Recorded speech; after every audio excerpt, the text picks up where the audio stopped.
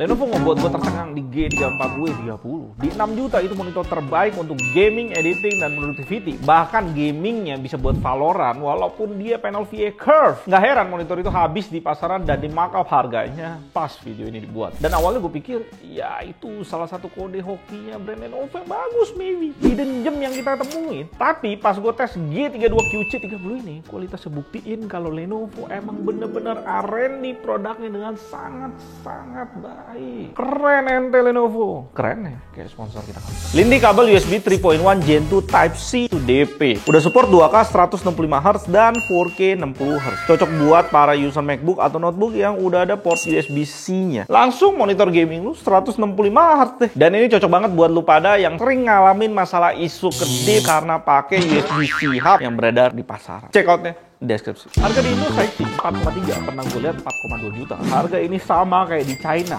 Ngototnya Lenovo Indonesia lagi kelihatan. Modelnya baru tahun 2022 dan di 4243 juta ini harga yang sangat membantai. Terutama pasar 27 inch QHD gaming masih banyak yang jual lebih mahal dari Lenovo 32 inch ini. Dan G32QC30 jadi termurah di pasaran 32 inch gaming di Indonesia. Secara desain punya gaya yang mirip Y2530 dan G34W30. Joystick di unitnya gua kesannya agak murahan dan pas dimainin kadang bisa ngedrift. Gua nggak tahu unit lainnya.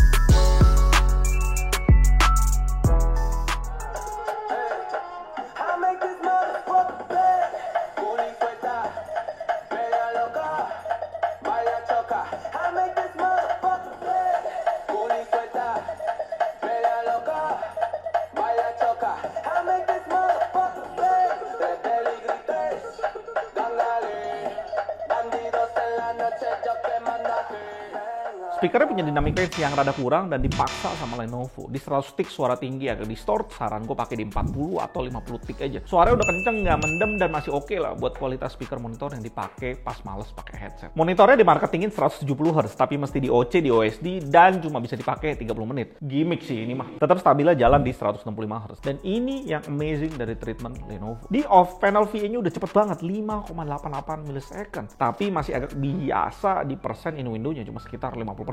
Level 1 jauh lebih baik, terus kita push sampai level 2 jadi preset terbaik di Lenovo ini. Sebenarnya level 3 udah bagus banget di 3,7 millisecond dan persen in window-nya udah tembus 83% dari semua response time yang kita tes. Trail di belakang UFO sangat minimal. Sayang ya panelnya punya 13% overshoot yang akan semakin kelihatan ketika FPS makin kecil. Level 4 nggak layak dipakai karena overshoot udah parah. Tetap buat lu yang nggak mau repot dan gonta-ganti, pakai aja level 2. Dari cat kita bisa langsung lihat betapa superiornya Lenovo. Sangat membantai VA budget yang punya kualitas umum di AOC 24G2 SE yang punya ghosting panjang di belakang UFO. Lenovo ini bahkan mepetin kualitas 2K terbaik di Agon dan Lenovo ngalahin M27QP, Core dan juga AOC di kelas 2K. Ngejadiin Lenovo gaming 2K terbaik 144Hz ke atas. Panel stabil pas kita push sampai 60 fps.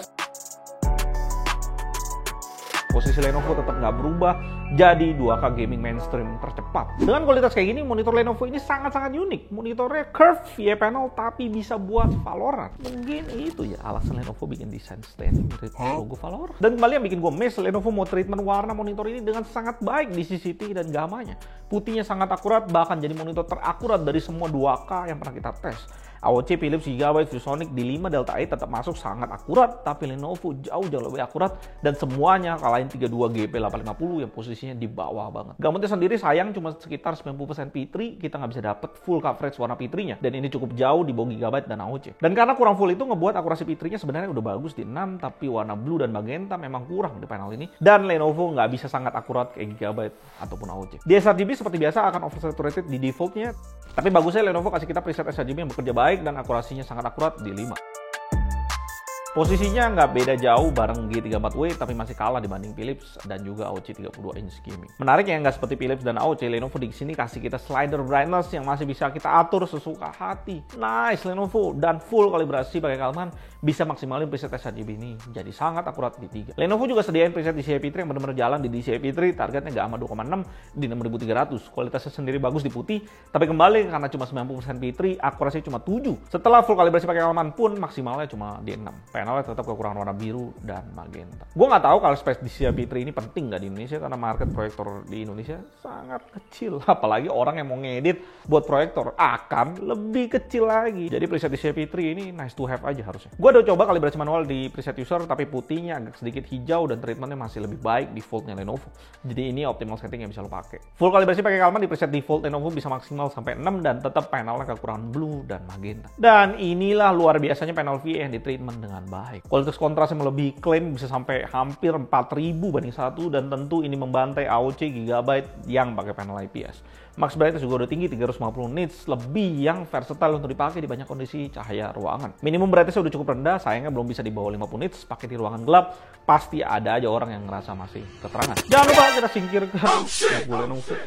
Kelengkapan lainnya kabel power dan DisplayPort. Gue rasa nggak ada alasan untuk nggak beli monitor satu ini. Response time sangat rendah, sekelas IPS bahkan masih lebih baik. Ngebuat kita bisa main game apapun termasuk kompetitif FPS kayak Valorant. Ghostingnya juga nggak kelihatan, dan kalau GPU lu mampu push FPS stabil dengan Hertz monitor ini, kalian bisa push lagi OD-nya di level 3 yang punya response time lebih cepet lagi. Monitornya Curve 1500R ngebuat issue viewing angle di panel VA nggak terlalu kelihatan, tapi di sisi lain VA panel kasih deeper black karena kontrasnya sangat tinggi dan brightness juga cukup tinggi di G32QC ini. Berikutnya treatment warna juga bagus dan langsung disediain 3 color space buat ngedit sekaligus di sRGB, di CP3 dan display P3. Speaker juga kencang dikasih, dan yang paling penting murah dengan 4,2 juta dan garansi 3 tahun full dari Lenovo full pickup service yang bisa jemput ke rumah.